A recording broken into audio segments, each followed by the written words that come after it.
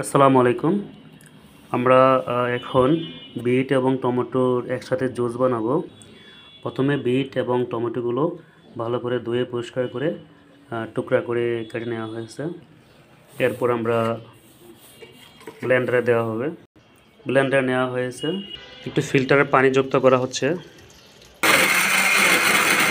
Blend করা হচ্ছে। আমাদের জুস খাওয়ার জন্য রেডি হয়ে গেছে। তো এভাবে বন্ধুরা বিটের জুস তৈরি করতে পারবেন। বিট আমরা জানি যে বিট স্বাস্থ্যের জন্য খুবই উপাদেয়, বিশেষ করে যাদের লিভারে চর্বি জমেছে, ফ্যাটি লিভার, তাদের জন্য ফ্যাট কাটার জন্য এটা বিটের জুসটা খুবই গুরুত্বপূর্ণ।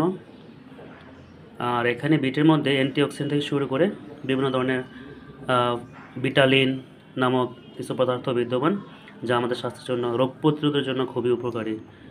সবাইকে ধন্যবাদ।